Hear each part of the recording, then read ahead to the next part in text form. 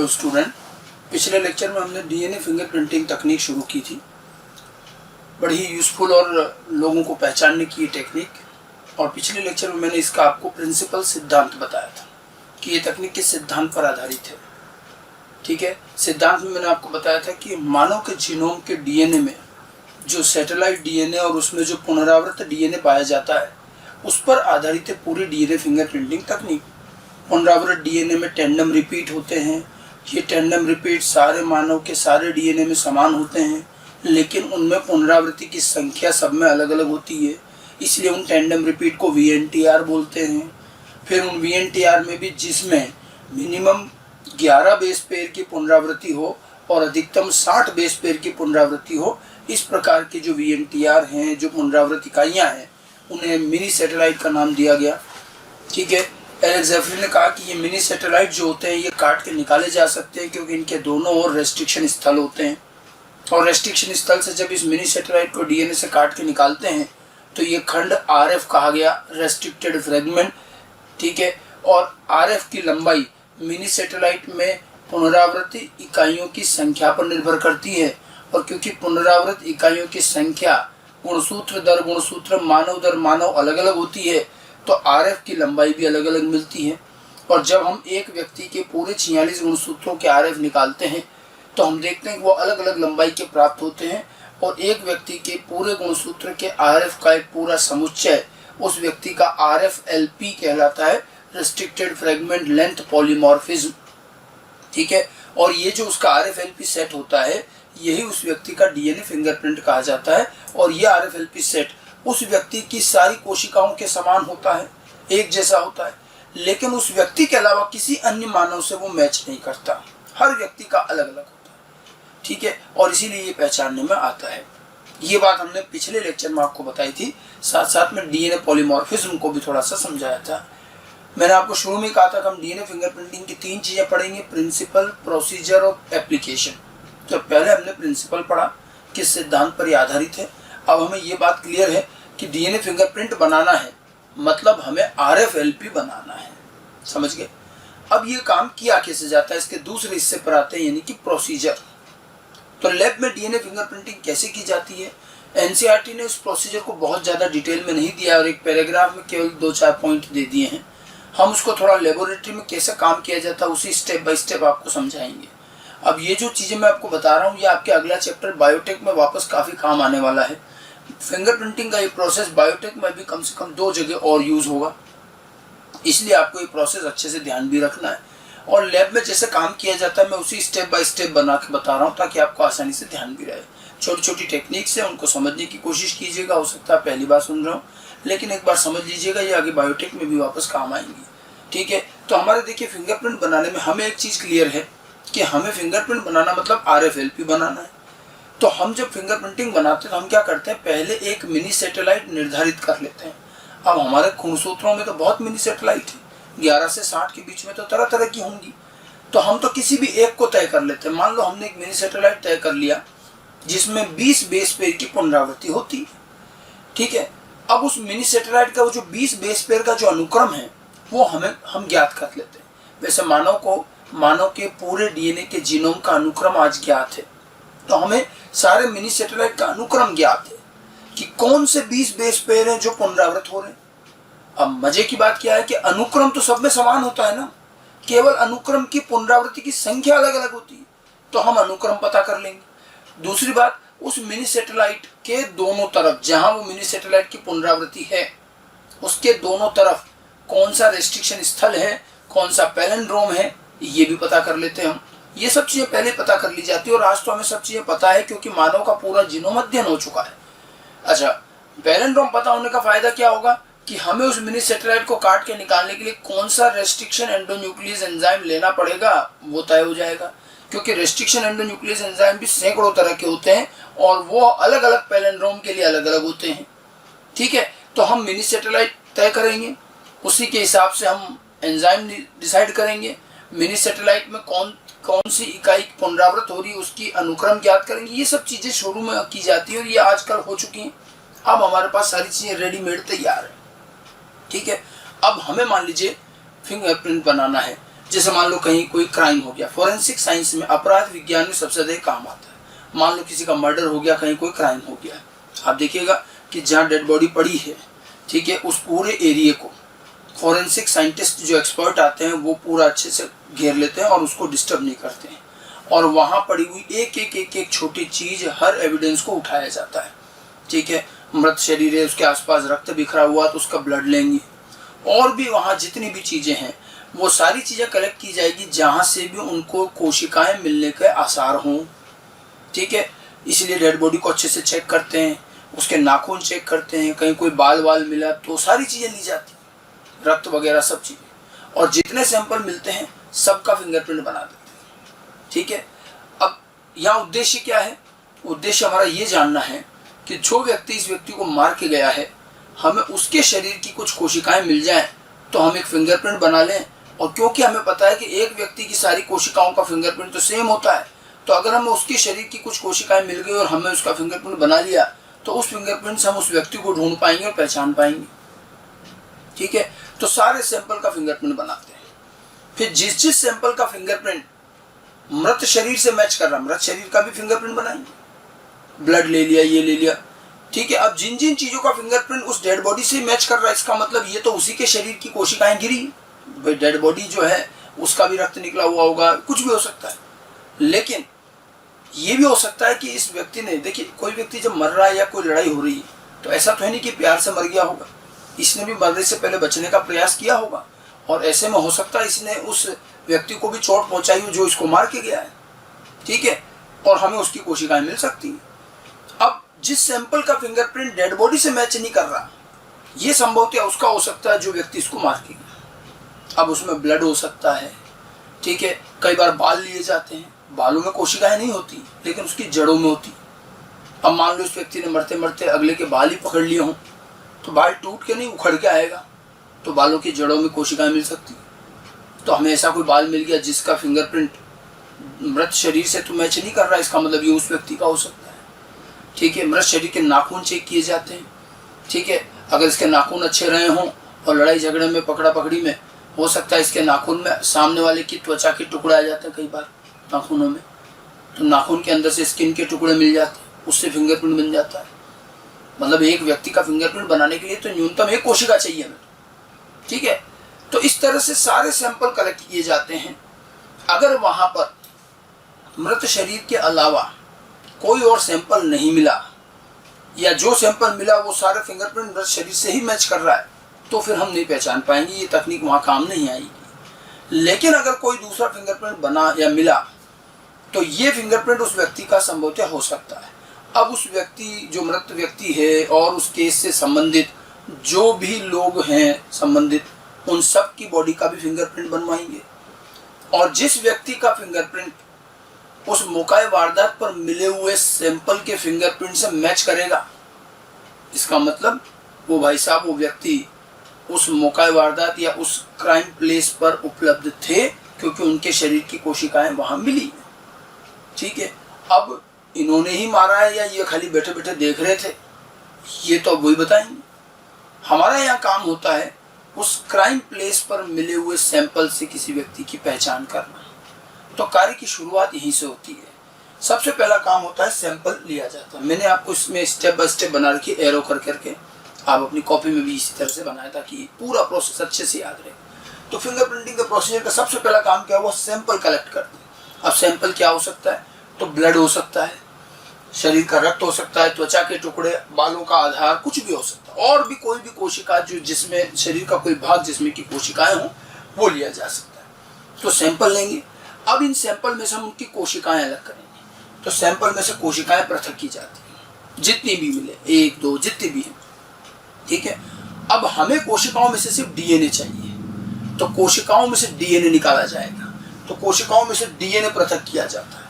अब कोशिका में से डीएनए पृथक करने का तरीका मैं अभी संक्षिप्त में बता रहा हूँ, बाकी अपन बायोटेक में पढ़ेंगे। किसी भी कोशिका से डीएनए निकालने का तरीका क्या होता है, उस कोशिका का पहले लाइसिस, लयन करते हैं, उसकी कोशिका झिल्ली को तोड़ के सारा जीव द्रव्य बाहर निकाल लेते हैं। कोशिका द्रव्य को तोड़ना यानी कि लाइसिस यानी लयन कहलाता है, ये एंजाइम की मदद से होता है। तो एंजाइम के द्वारा कोशिका का लाइसिस करेंगे, तोड़ेंगे उसकी झिल्ली को, सारा जीव द्रव्य बाहर आ जाएगा। अब उस जीव द्रव्य में से अपने को क्या चाहिए, डीएनए। तो उस जीव द्रव्य में बिल्कुल ठंडा चिल्ड इथेनॉल डाल दिया जाता है। इथेनॉल तो जानते ही, जैसे उस जीव द्रव्य में चिल्ड इथेनॉल डालते हैं तो डीएनए जो होता है वो अवक्षेपित हो जाता है श्लेष्मा जैसा क्रीम ऑरेंज कलर का। ठीक है, तो कोशिकाएं ली, उसमें पहले एंजाइम डाला और एंजाइम ने सारी कोशिकाओं का लाइसिस कर दिया। अब जीव द्रव्य मिल गया, उसमें फिर हम चिल्ड इथेनॉल डालेंगे। चिल्ड इथेनॉल प्रोटोप्लाज्म में डाला, ठीक है, तो उससे डीएनए पृथक हो जाता अवक्षेप के रूप में, उसको अलग निकाल लेते, बाकी चीजें हटा देते और उसको एक अलग परख नली में हमने ले लिया। ठीक है, तो इस तरह से डीएनए प्राप्त करते हैं, कोशिकाओं का एंजाइम द्वारा लाइसिस करते हैं, प्राप्त जीव द्रव्य में चिल्ड इथेनॉल डालते हैं और डीएनए अवक्षेपित करते हैं। मेरी बातें याद रखिएगा, बायोटेक में दोबारा काम आएगी। समझ गए? अब हमारे पास टेस्ट ट्यूब में डीएनए आ गया। अब हमें को सारा डीएनए थोड़ी चाहिए, हमें तो इस डीएनए में से भी कोई एक मिनी सैटेलाइट से आरएफ बनाएंगे। तो एक में वो हमने पहले सोच रखा कौन सी मिनी सैटेलाइट, कौन सा क्या लेना, पहले डिसाइडेड। अब डीएनए आ गया, ठीक है। कभी कभी क्या होता है, जहां से सैंपल लिया वहां ज्यादा सैंपल नहीं मिल पाता, ज्यादा कोशिकाएं नहीं मिल पाती हैं, तो डीएनए बहुत कम मात्रा में मिलता है। अगर डीएनए की मात्रा कम है तो पहले तो डीएनए की मात्रा बढ़ानी पड़ेगी, तब काम कर पाएंगे। और ध्यान रखिएगा, डीएनए की मात्रा हूबहू कॉपी बनाने का एक तरीका हमारे पास है, एक तकनीक है जिसे हम पीसीआर कहते हैं, पॉलीमरेज चेन रिएक्शन। ठीक है, यदि डीएनए की मात्रा कम है तो पीसीआर द्वारा मात्रा बढ़ाई जाएगी। अब पीसीआर क्या चीज है, पॉलीमरेज चेन रिएक्शन कहते हैं। पीसीआर पूरा तकनीक, पूरा मेथड मैं आपको बायोटेक में समझाऊंगा। फिलहाल ये ध्यान रख लीजिए कि पीसीआर वो तरीका है जिससे डीएनए की एज सच कॉपी बना सकते हैं, क्लोनिंग कर सकते हैं। तो अगर डीएनए कम मिल रहा है तो पहले डीएनए की मात्रा बढ़ाएंगे पीसीआर से। हमारे पास न्यूनतम डीएनए की मात्रा 1 माइक्रोग्राम होनी चाहिए, इससे कम डीएनए से कार्य करना मुश्किल होता है। तो 1 माइक्रोग्राम से ज्यादा मात्रा है डीएनए की तो आपको पीसीआर नहीं करना है, कम मात्रा है तो पीसीआर करोगे। तो पीसीआर करना नहीं करना ये ऑप्शनल है, अगर डीएनए कम मात्रा में मिल रहा है तो ही करना है। ठीक है, अब पीसीआर मान लो जरूरी हुआ, कर लिया और डीएनए की मात्रा बढ़ा दी। अब हमारे पास परख नली में डीएनए है, हमें कुछ आंखों से नहीं दिखता, बस ऐसे परख नली में विलियन दिखेगा और कुछ नहीं दिखेगा। डीएनए कोई आंखों से थोड़ी दिखता है। ठीक है, अब अपने को इस डीएनए में उस कोशिका के सारे गुणसूत्र के डीएनए आ गए, सॉरी उस परख नली में कोशिका के सारे गुणसूत्र के डीएनए आ गए। अब अपने को उस डीएनए में से चाहिए मिनी सैटेलाइट, आरएफ काटना है। हर गुणसूत्र के डीएनए में एक न एक जगह तो मिनी सैटेलाइट है ही। जो मिनी सैटेलाइट हमने एक सोच रखा है वो सारे गुणसूत्र के डीएनए में मिलेगा, अनुक्रम तो सब में होता है ना। ठीक है, और उस मिनी सैटेलाइट के दोनों ओर कौन सा रेस्ट्रिक्शन स्थल है वो भी हमने पता कर रखा है। तो हम क्या करते हैं, हमने जो डीएनए मात्रा बढ़ाई, अब इसके बाद क्या करेंगे, अगला काम होता है उस डीएनए के उस परनली में रेस्ट्रिक्शन एंडोन्यूक्लियस एंजाइम डाल देंगे। और रेस्ट्रिक्शन एंडोन्यूक्लियस एंजाइम जैसे ही डीएनए में डाला जाता है, ये एंजाइम काम में इतना विशिष्ट होता है कि एक एक डीएनए पर पूरी लंबाई से घूमता है और जहां उसको उसका अपना स्थल मिलता है वहां से डीएनए को काट देता है। रेस्ट्रिक्शन एंडोन्यूक्लियस काम में इतने विशिष्ट है कि अगर उनका स्थल होगा तो ही काटेंगे, नहीं होगा तो नहीं काटेंगे। हमने ये एंजाइम वही डाला है जो हमारे उस मिनी सैटेलाइट के दोनों ओर के रेस्ट्रिक्शन स्थल पर काट पाए, वही जांच की डाला हमने। तो हमने ये एंजाइम जैसे डाला, ये एंजाइम एक एक डीएनए पर घूमेगा, अपना रेस्ट्रिक्शन स्थल पहचानता जाएगा और काटता जाएगा। तो एक बात तो है कि जो मिनी सैटेलाइट हम चाह रहे हैं उसके दोनों ओर ये जरूर कट लगा देगा, तो ये टुकड़ा अलग हो गया और इसी टुकड़े को अपन आरएफ बोलते हैं। लेकिन ऐसा नहीं है कि गुणसूत्र के डीएनए में केवल वो रेस्ट्रिक्शन स्थल 2 जगह ही है, उस मिनी सैटेलाइट के वहीं है, ऐसा भी नहीं है। गुणसूत्र का डीएनए बहुत बड़ा बड़ा होता है और उस कोई भी एंजाइम आप लोगे उसके रेस्ट्रिक्शन स्थल और भी कई जगह मिल सकते हैं। तो ये एंजाइम आपका मिनी सैटेलाइट नहीं पहचानता, ये तो अपना रेस्ट्रिक्शन स्थल पहचानता है। तो पूरे डीएनए पर चलेगा और जहां जहां उसको रेस्ट्रिक्शन स्थल मिलेगा ये तो काटता चलेगा। तो आपका मिनी सैटेलाइट जो है वहां तो दोनों ओर काटेगा ही काटेगा, लेकिन इसके अलावा भी इसका स्थल डीएनए में और भी कहीं है तो वहां भी कट लगाता चलेगा। और डीएनए के इस तरह से कट लगा के उसके टुकड़े करना, इसी को पाचन कहते हैं। और ये कार्य कहलाता है रेस्ट्रिक्शन एंडोन्यूक्लियस एंजाइम द्वारा डीएनए का पाचन। जैसे मैंने एक एंजाइम का आपको उदाहरण नाम बताया था, ही3 एंजाइम, ये भी ले सकते हैं, दूसरा भी ले सकते हैं। ठीक है, तो ये डीएनए हमारा परख नली में है, हमने ये रेस्ट्रिक्शन एंडोन्यूक्लियस एंजाइम इसमें डाल दिया। ना तो कोई एंजाइम आंखों से दिखता है ना डीएनए, सब विलियन में होता है और ये इसमें मिला दिया और थोड़ी देर रख दिया, तो ये एंजाइम जो है डीएनए के टुकड़े कर देता है। ठीक है, तो यह सारे डीएनए के टुकड़े कर देगा। अब टुकड़े भी आपको विलियन के रूप में ही दिखेंगे। ठीक है, हमें को आंखों से तो दिखेंगे नहीं। अब डीएनए के टुकड़े हो गए, लेकिन आप देखिए इन टुकड़ों में क्या सारे टुकड़े हमारे काम के हैं? नहीं। एक गुणसूत्र के डीएनए में एक टुकड़ा होगा जो मिनी सैटेलाइट लिए हुए है, जो हमने काटा, वही आरएफ है। ऐसा हर गुणसूत्र के डीएनए में होगा, लेकिन कई दूसरे भी तो टुकड़ा होंगे, क्योंकि तो पूरे डीएनए के टुकड़ा कर देगा जहां जहां रेस्ट्रिक्शन स्थल है। तो टुकड़े तो सारे हो गए, हमें इन टुकड़ों में से सिर्फ आरएफ के टुकड़े चाहिए। तो हमें पहले इन टुकड़ों को सबको ढंग से व्यवस्थित करके इनमें से सिर्फ आरएफ पहचानना पड़ेगा, बाकी टुकड़े हमारे काम के नहीं। ठीक है, तो डीएनए के टुकड़े हो गए, रेस्ट्रिक्शन एंजाइम पाचन हो गया। अब डीएनए के टुकड़ों को हम अलग करेंगे और उसमें से फिर हम आरएफ को पहचानेंगे, मिनी सैटेलाइट को पहचानेंगे। विलियन में जो डीएनए के टुकड़े हैं उनको लंबाई के हिसाब से अलग करने का एक तकनीक, एक तरीका है हमारे पास। सारे डीएनए खंडों को लंबाई के आधार पर जेल इलेक्ट्रोफोरोसिस तकनीक द्वारा पृथक किया जाता है। अब यहाँ पर एक और बड़ी यूजफुल टेक्निक आती है, jail electrophoresis. Jail electrophoresis technique biotechnology और मोलिकुलर बायोलॉजी में बड़े बड़े वृहद अणुओं के टुकड़ों को पृथक करने में काम आती है। ये पृथक्करण की एक टेक्निक है। ये कैसे काम में ली जाती है मैं आपको इसका ब्रीफ में यहाँ समझा रहा हूँ। ये चीज आपके बायोटेक के चैप्टर में फिर से भी आएगी। ठीक है, तो हम यहाँ जब समझ रहे हैं तो फिर वहां दोबारा समझने की जरूरत नहीं रहेगी। देखिए, जेल इलेक्ट्रोफोरोसिस क्या चीज है और ये कैसे काम करती है, थोड़ा ब्रीफ में ध्यान रखिए, बहुत ज्यादा डिटेल आपके कोर्स में नहीं है। पहली बात तो ये ध्यान रखिएगा, ये जो इलेक्ट्रोफोरोसिस टेक्निक है ये पूरा जेल पर आधारित। अब जेल जानते हो, हिंदी में उसको जेली भी कहते हैं। जेली होती है बिल्कुल अर्ध ठोस पदार्थ होता है। जेली कई बार खाने वाली जेली भी आती है। आपने अगार का नाम सुना होगा, जो ये शैवाल वगैरह से मिलता है और ये संवर्धन माध्यम बनाता है, ठोस माध्यम बनाने में काम आता है। अगार थोड़ा सा गर्म करो तो पिघल जाता है। जेली जितने भी होते हैं गर्म करने पर पिघल जाते हैं, ठंडा करो जम जाती है। और ये बिल्कुल छिद्रित पदार्थ होता है जेल। जेली जो आप बाजार में मिलती वही है। ठीक है, तो इसमें जेल काम में लेते हैं। तो एक तो प्रश्न ये आता है कि जेल कौन सा यूज होता है, तो ध्यान रखें अगार यूज होता है, जो एल्गी से मिलता है हमें, अगारोस जेल। या फिर एक और जेल है जो कृत्रिम रूप से बनाया जाता है, पॉलीएक्राइल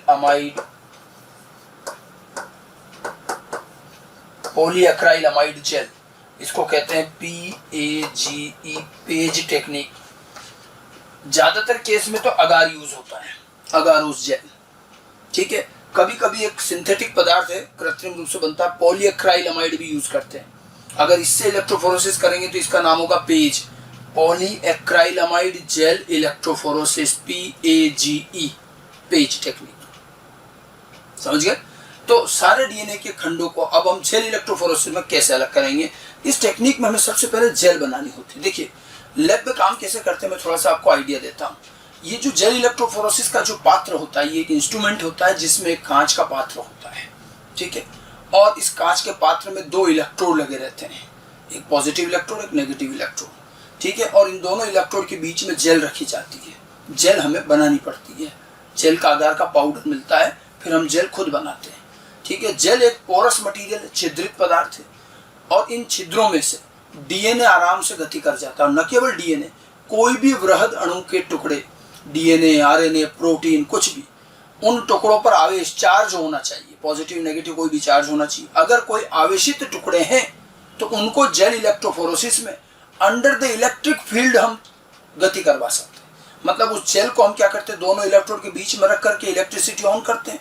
तो पॉजिटिव नेगेटिव इलेक्ट्रोड के बीच में होता है। अगर उसमें मान लो कोई हमने डीएनए या कोई भी वृहद अणु डाल रखा है जिनके टुकड़ों पर चार्ज है, तो वो चार्ज के हिसाब से उन इलेक्ट्रोड की तरफ गति करते हैं। ठीक है, और इससे ही अलग होते हैं इलेक्ट्रोफोरोसिस। फोरोसिस का मतलब है पोरस, पोरस मतलब छिद्रित, छलनी की तरह होता है। ठीक है, अब क्या करते हैं, देखो जेल कैसे बनाई जाती है। इस जेल इलेक्ट्रोफोरोसिस के इंस्ट्रूमेंट में हमें आयताकार कांच की दो पट्टियां मिलती हैं। इन दोनों पट्टियों को आमने सामने खड़ा करते हैं और मोटी जो टेप आती है उस टेप से उसको तीन साइड से चिपका देते हैं, तो ये डिब्बा, एक बॉक्स बन जाता है, अस्थायी बॉक्स बना देते हैं। अब अगार का पाउडर लेते हैं। अगार हमेशा गर्म पानी में घुलता है, तो गर्म पानी में अगार को घोलना शुरू करते हैं और तब तक मिलाते जाते हैं जब तक कि वो घुलना बंद ना हो जाए। और जब आप लगातार घोलते रहोगे तो आप देखोगे उस पानी को वो गाढ़ा तरल श्लेष्मा जैसा द्रव बन जाता है, बिल्कुल गाढ़ा जेली जैसा। ठीक है, अभी तो गर्म पानी इसलिए ये पिघला हुआ सा रहता है। अब इस अगार को लें और वो जो अपने बॉक्स बनाया उसके अंदर भर दें। बिल्कुल पारदर्शी होता है अगार, पूरा ऊपर तक भर दिया, ठीक है, और यूं का यूं इसको ले जा करके फ्रिज में रख देते हैं। इससे पहले भी क्या करते हैं, हमें इस इंस्ट्रूमेंट में कंगे जैसी एक संरचना मिलती है। कंगे होते हैं जिसमें इस तरह के दांत निकले रहते हैं, तो बड़ा कंगा रहता है। तो वो हमने जो जेल भरा है उस बॉक्स में, अब उसके ऊपर ये कंगे के दांत उतार दिए जाते हैं। लिक्विड है अभी तो ये, तो अंदर उतार के यूं का यूं रख देते हैं और यूं का यूं इसको फ्रिज में रख देते हैं। ठंडे तापमान पर जेल ठोस जम जाती है। थोड़ी देर बाद जब हम फ्रिज में से निकालते हैं तो पूरा जेल जम चुका होता है, ठीक है। और वो जो अपन ने कॉम्ब उतारा था ऊपर से, उसके दांत हमने उस लिक्विड जेल में डाल दिए थे। अब क्योंकि जेल तो जम गया, तो धीरे से जब कंगा हटाएंगे तो वो जो कंगे के दांत जहाँ जहाँ घुसे थे वहाँ पर जेल के अंदर खड्डे बन जाएंगे। इनको वेल कहते हैं और यहीं पर ही सैंपल डाला जाएगा, ठीक है। साइड की वो टेप हटा देंगे, कांच की प्लेटें हटा दी, तो अगार का एक ब्लॉक तैयार हो गया, ठीक है। अब हम क्या करते हैं, देखिए जो जेल होता है ये बहुत जल्दी सूखता है, तो इसे गीले में रखना होता है, बफर विलियन में रखते हैं। तो अब हम क्या करते हैं, जैसे मैंने एक डायग्राम बना रखा है, ये एक्चुअल वास्तविक डायग्राम तो नहीं है, समझाने के लिए बनाया है।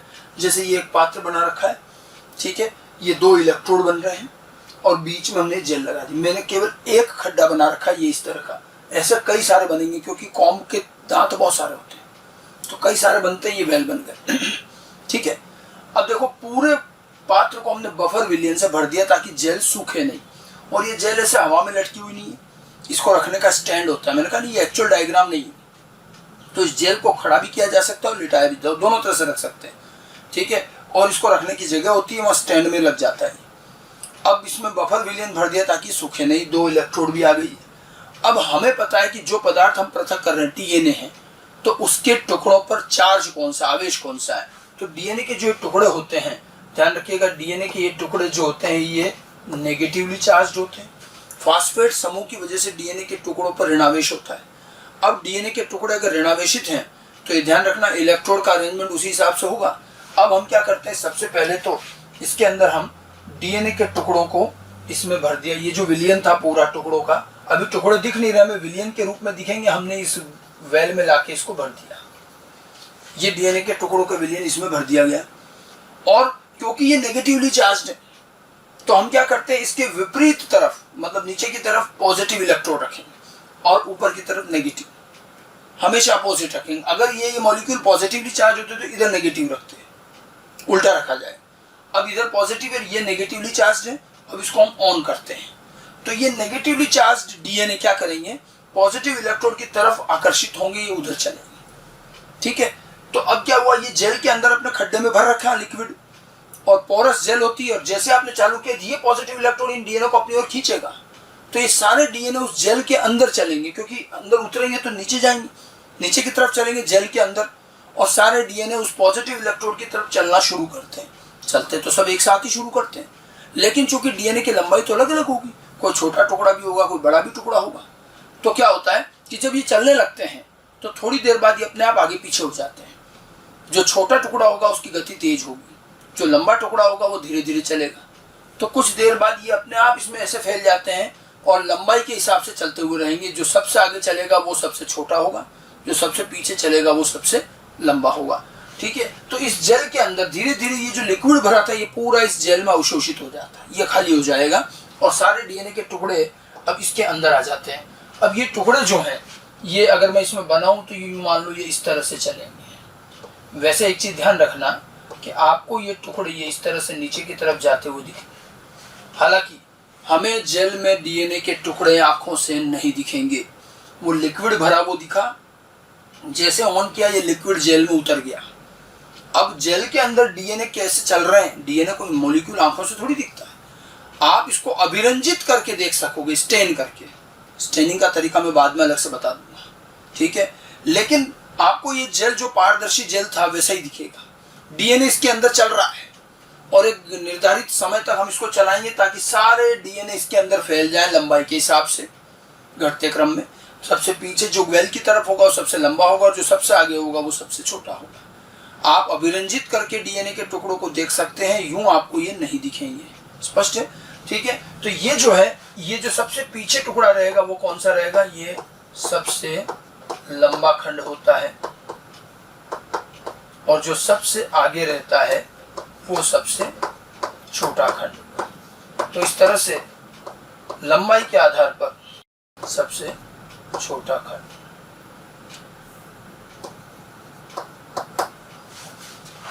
इलेक्ट्रोफोरेसिस में काम इस तरह से किया जाता है। इलेक्ट्रोफोरेसिस एक सामान्य तकनीक है बायोटेक की, जिसमें आप न केवल डीएनए के खंडों को बल्कि आरएनए के टुकड़ों को, प्रोटीन के टुकड़ों को, और भी कोई भी वृहद अणु हैं जिसके टुकड़ों पर कोई आवेश है, उनको आप अलग करने में काम में ले सकते हो।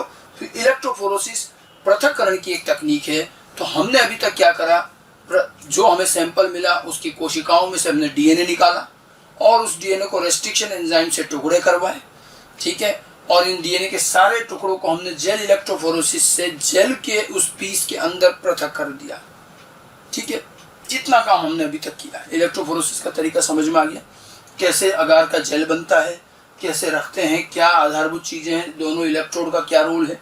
बफर विलियन सिर्फ और सिर्फ अगार इस जेल को गीला रखने के लिए और एक माध्यम प्रदान करता है, और सारे डीएनए के टुकड़े जो हैं पॉजिटिव इलेक्ट्रोड की तरफ गति करते हैं, अपने आप लंबाई के क्रम में ही जमेंगे, जो सबसे छोटा होगा वो सबसे आगे मिलेगा। हालांकि हमें दिखेंगे नहीं, अभिरंजित करने के बाद दिखेंगे। अब आप देखिए, जेल में जब ये सारे डीएनए के टुकड़े फैल गए, मुझे बताइए ये डीएनए के टुकड़े डबल स्टैंडर्ड है या सिंगल स्टैंडर्ड? हमने डीएनए निकाला और उसके टुकड़े करे हैं, तो डीएनए तो डबल स्टैंडर्ड ही होता है। तो ये सारे टुकड़े डबल स्टैंडर्ड। अब आगे कुछ काम करने से पहले मैं ये चाहता हूं कि जेल में उपस्थित ये डीएनए के टुकड़े जो कि डबल स्टैंडर्ड हैं, इनको हम सिंगल स्टैंडर्ड कर दें। ये हमारे को आगे जरूरत पड़ेगी, क्यों पड़ेगी मैं बताऊंगा। तो अब डबल स्टैंडर्ड डीएनए को सिंगल स्टैंडर्ड करना, दोनों स्टैंड को अलग करना, इस कार्य को कहते हैं डीनेचुरेशन, अगर याद हो तो। और मैंने आपको बताया था डीएनए पढ़ाते समय भी कि डीएनए के दोनों स्ट्रैंड को अलग करने के दो तरीके हैं। एक तो तापमान बढ़ा दो, तापमान बढ़ाओगे 90-95 डिग्री तक जाओगे, दोनों स्ट्रैंड अलग हो जाएंगे, विकुंडलन हो जाएगा, डीनेचुरेशन, ठीक है। और एक होता है पीएच का परिवर्तन, पीएच बढ़ा दो तो भी दोनों स्ट्रैंड हाइड्रोजन बॉन्ड टूट के अलग हो जाते हैं। आप देखिए यहाँ हम तापमान बढ़ाकर डीएनए के दोनों स्ट्रैंड को अलग नहीं कर पाएंगे। ये जो डीएनए के खंड है ये डबल स्टैंडर्ड, हम चाहते हैं ये सिंगल स्टैंडर्ड हो, लेकिन तापमान बढ़ाएंगे तो क्या होगा, जेल ही मेल्ट हो जाएगी, जेल पिघल जाएगी, तो सारा काम खत्म। तो यहाँ तापमान से नहीं कर पाएंगे। यहाँ हम क्या करते हैं, पीएच का उपयोग, इस पूरी जेल को यहाँ से निकालते हैं और एक अच्छे खासे क्षारीय विलयन में ले जाकर थोड़ी देर के लिए रख देते हैं। क्षारीय विलयन उच्च पीएच वाला होता है, उसमें इस जेल को रखा और थोड़ा अच्छे से हिला दिया, तो इस जेल के अंदर जो डीएनए के टुकड़े जो कि ऐसे डबल स्टैंडर्ड है वो सब सिंगल स्टैंडर्ड हो जाएंगे और डीनेचुरेशन का ये कार्य होगा। इसके आगे जो हमारा अगला काम है वो यही है कि जेल को एल्कलाइन माध्यम में रखा जाता है। क्षारीय माध्यम में रखेंगे, ये क्षारीय माध्यम है, ये एल्कलाइन माध्यम है, इसमें रखा, वो जेल ला करके इसमें रख दी, ये डीएनए के खंड है इसमें, ठीक है। तो इससे क्या होगा, सारे डीएनए के खंड सिंगल स्टैंडर्ड हो जाते हैं। इसको कहते हैं डीनेचुरेशन। तो जेल इलेक्ट्रोफोरेसिस के बाद हम क्या करेंगे, डीनेचुरेशन करेंगे, ठीक है। अभी भी डीएनए जेल में ही है, लेकिन जो पहले डबल स्टैंडर्ड टुकड़े था वो क्या हो गए, सिंगल स्टैंडर्ड। यहां तक की बात में आप देखिए, हमने कोशिका के सारे डीएनए के टुकड़े कर लिए थे और उन सबको ही हमने इलेक्ट्रोफोरेसिस में पृथक किया है। हमें लेकिन सारे टुकड़े थोड़ी चाहिए, हमें तो क्या चाहिए, हमें उन टुकड़ों में से सिर्फ आरएफ चाहिए। 46 गुणसूत्रों में और हर गुणसूत्र में भी अगर एक आरएफ मिलेगा तो 46 आरएफ है, लेकिन टुकड़े तो बहुत सारे हैं और सारे टुकड़े भी पृथक कर रखे हैं, सभी को डीनेचुरेशन करके सिंगल स्टैंड कर रखा, लेकिन हमें इसमें से सिर्फ आरएफ पहचानने, आरएफ जिसमें मिनी सैटेलाइट है, बाकी टुकड़ों से हमें कोई मतलब, ठीक है। तो अब इनको करें कैसे, अच्छा आरएफ पहचानने से पहले भी एक समस्या है, हमने जेल में इन डीएनए के टुकड़ों को अलग भी कर लिया, डबल स्टैंड का सिंगल स्टैंड भी कर दिया, लेकिन है तो जेल में। अब देखो जेल की क्या ज्यादा लाइफ होती नहीं है, ठीक है। अल्टीमेटली आपको इसको ऐसी जगह ले जाना पड़ेगा डीएनए को जहां आप उसको लंबे समय तक रख पाओ, जेल तो जल्दी खराब हो जाती है। तो जैसे हमने डीनेचुरेशन करके इनको सिंगल स्टैंड किया, उसके बाद जेल में उपस्थित इन डीएनए के टुकड़ों को, सारे डीएनए के टुकड़ों को एक झिल्ली पर स्थानांतरित करवा देते हैं ताकि ये इस पर अच्छे से लंबे समय तक रहे और जेल से हम फ्री हो जाते हैं। तो जेल में उपस्थित डीएनए के खंडों को झिल्ली पर, कृत्रिम झिल्ली पर स्थानांतरित करने की एक तकनीक एक वैज्ञानिक एडवर्ड साउदर्न द्वारा बनाई गई और उसे सदर्न ब्लॉटिंग कहा जाता है। तो अगला हमारा काम पहले ये होगा कि जेल के डीएनए को हम झिल्ली पर ले आए, उसके बाद हम आरएफ पहचानेंगे।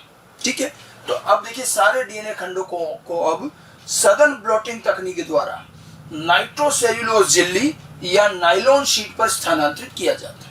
सघन ब्लॉटिंग वैज्ञानिक के नाम से, वैज्ञानिक का नाम था E.M. सघन, उन्हीं के नाम से सघन ब्लॉटिंग है। ब्लॉटिंग का मतलब है जेल से डीएनए को स्थानांतरित करना, ब्लॉट करना। ठीक है, तो जो ये सिंगल स्टैंडर्ड डीएनए थे, अब हम इनको मेम्ब्रेन पर लाएंगे। मेम्ब्रेन कृत्रिम अर्धपारगम्य झिल्ली है, नाइट्रोसेल्यूलोज की बनी हुई हल्की से गुलाबी कलर की झिल्ली आती है, अर्धपारगम्य। इसका मतलब क्या होगा, विलायक तो चला जाएगा लेकिन विलेय जो है वो रुक जाएगा, सॉल्वेंट निकल जाएगा, बाकी सोल्यूट रुक जाता है। ये नायलॉन की शीट भी हो सकती है, नाइट्रोसेल्यूलोज मेम्ब्रेन भी हो सकती है। अब ये स्थानांतरित कैसे करेंगे, हमें जेल में जो डीएनए का जो क्रम जमा हुआ है उसको बिगाड़ना नहीं है, और जो डीएनए है यूं के यूं उनको हमें मेम्ब्रेन पर लाना है। तो उसका एक तरीका बताया इन वैज्ञानिकों ने। उन्होंने कहा कि हम एक पात्र लेंगे और इस पात्र में नीचे एक स्टैंड रहा करेगा, प्लेटफॉर्म जैसा। ठीक है, उस प्लेटफॉर्म पर हम ये जेल ले जाकर रख दी, और इस जेल में सारे डीएनए के टुकड़े हैं, वो भी सिंगल स्टैंड है। ठीक है, और जेल के लेवल तक हमने इसमें बफर सॉल्यूशन भर दिया ताकि ये सूखे नहीं, वही बात है। अब हमने इसके ऊपर ये नाइट्रोसेल्यूलोज मेम्ब्रेन, ये पिंक कलर की जो मेम्ब्रेन है, ये नाइट्रोसेल्यूलोज मेम्ब्रेन इसके ऊपर रख दी, बिल्कुल जेल के आकार की काट के नाइट्रोसेल्यूलोज मेम्ब्रेन रख दी। नीचे जेल है, उसके ऊपर मेम्ब्रेन है। अब इस मेम्ब्रेन के ऊपर काफी सारे ब्लॉटिंग पेपर रख कर एक बंडल रख दिया, ये पूरे ब्लॉटिंग पेपर है, और थोड़ा वजन रख दिया ऊपर। इस पूरी व्यवस्था को कहते हैं सघन ब्लॉटिंग अरेंजमेंट। क्या क्या अरेंजमेंट हुआ, इस पात्र के बॉटम में जो प्लेटफॉर्म है उस पर सबसे पहले जेल रखी, और जेल के लेवल तक हमने बफर भर दिया। फिर अब इस जेल के ऊपर नाइट्रोसेल्यूलोज मेम्ब्रेन रखी है, और फिर बहुत सारे ब्लॉटिंग पेपर का बंडल, और फिर एक वजन रख दिया। ब्लॉटिंग पेपर क्या चीज है, ये मोटे सूखे कागज होते हैं जो पानी अवशोषित करते हैं, तरल अवशोषित करते हैं। आपने कभी स्कूल की लैब में भी फिल्टर पेपर देखा हो, फिल्टर पेपर भी मोटा सा होता है, वो पानी सोखता है। तो ये पानी सोखने वाला एक कागज होता है, इसको ब्लॉटिंग पेपर कहते हैं। अब ये सूखे ब्लॉटिंग पेपर रखें, और नीचे यहाँ देखो इस जेल के लेवल तक क्या है, बफर। तो इस बफर विलियन को ये पेपर जो है ये सोखना शुरू करते हैं। तो बफर विलियन जाएगा कैसे, देखो बफर विलियन कैसे जाएगा। बफर विलियन की गति जो रहेगी, अब वो क्या होगा, जेल में से होता हुआ, मेम्ब्रेन में से होता हुआ ऊपर निकलेगा। और क्योंकि नाइट्रोसेल्यूलोज मेम्ब्रेन अर्धपारगम्य है, तो नाइट्रोसेल्यूलोज मेम्ब्रेन बफर को जाने से तो नहीं रोकेगी, विलायक है। तो ये बफर विलियन यूं का यूं ऊपर चलेगा, और ये इसमें सोखता जाएगा ये पेपर। होगा क्या, जब ये बफर विलियन ऊपर चढ़ेगा तो जेल में से होके जा रहा है, और जेल में जगह जगह पर डीएनए के टुकड़े जमे हुए हैं। तो जब ये बफर एकदम फ्लो से ऊपर जाएगा तो ये डीएनए के टुकड़ों को भी धक्का देके बाहर निकाल देगा। तो जेल में से ये बाहर निकालेगा ऊपर की तरफ, और ऊपर क्या रख रखी है अपन ने, मेम्ब्रेन। तो सारे डीएनए के टुकड़े जेल में से निकले, वो बफर के प्रवाह से और जाकर मेम्ब्रेन पर चिपक जाएंगे। मेम्ब्रेन से क्रॉस नहीं होंगे, मेम्ब्रेन से क्रॉस सिर्फ बफर ही होगा। डीएनए के बड़े बड़े टुकड़े मेम्ब्रेन से नहीं निकल पाएंगे, वो मेम्ब्रेन पर आकर चिपक जाएंगे। तो जिस क्रम में ये डीएनए के टुकड़े जेल में जमे हुए हैं, उसी क्रम में ये मेम्ब्रेन पर आ जाएंगे। तो कुछ देर इस तरह से चलाते रहने पर क्या होगा, बफर तो ऊपर चढ़ता जाएगा, और डीएनए जो जेल के हैं सब निकल निकल के मेम्ब्रेन पर चिपक जाएंगे। इस प्रक्रिया को कहते हैं सघन ब्लॉटिंग। तो हमेशा जब भी इलेक्ट्रोफोरेसिस करते हैं उसके बाद ब्लॉटिंग करना अनिवार्य है। इलेक्ट्रोफोरेसिस में आप वृहद अणुओं के टुकड़ों को पृथक करेंगे, लेकिन उसको जेल में ही पड़े नहीं रखा जा सकता। फिर इन टुकड़ों को जेल में से निकालने के लिए हम ब्लॉटिंग यूज करते हैं। तो ये दोनों साथ साथ ही होती है हमेशा। अब हमारे सारे डीएनए के टुकड़े किस पर आ गए, मेम्ब्रेन पर। अब ये सारा ब्लॉटिंग पेपर हटा के धीरे से इसको उठा लेते हैं, मेम्ब्रेन अभी गीली रहती है, इसको सुखा लेते हैं। अब इसके बाद अगला हमारा जो काम रहता है, ये देखिए मेम्ब्रेन आ गए। मैंने केवल आपके समझने के लिए इस पर ये बैंड्स यानी डीएनए के टुकड़े बना रखे हैं। ये डीएनए के टुकड़े पहले किस में थे, जेल में, अब किस पर आ गए, मेम्ब्रेन पर। हालांकि आपको दिखेंगे नहीं, जेल में भी नहीं दिख रहे थे, और मेम्ब्रेन भी बिल्कुल सूखी प्लेन दिखेगी आपको, डीएनए आंखों से नहीं दिखता। ये तो अपन ने समझने के लिए इस पर बना दिया ताकि ध्यान रहे। ये नाइट्रोसेल्यूलोज मेम्ब्रेन है, और इस पर वो सारे डीएनए के टुकड़े आ चुके हैं। अब हमारा आखिरी काम ये बचा कि हमें इन सारे डीएनए के टुकड़ों में से जो मिनी सैटेलाइट वाले आरएफ के टुकड़े हैं वो पहचानने, ठीक है। और अगर वो पहचान लेंगे केवल आरएफ के, तो RFLP दिख जाएगा और वही भी फिंगरप्रिंट होगा। तो अब एक आखिरी काम बचता है कि आरएफ पहचानना। अब डीएनए नहीं दिख रहा तो अनुक्रम कहाँ से दिखेगा, तो पहचानते कैसे हैं, ये काम में इनडायरेक्टली होगा और यहाँ रेडियो धर्मिता का उपयोग किया जाएगा।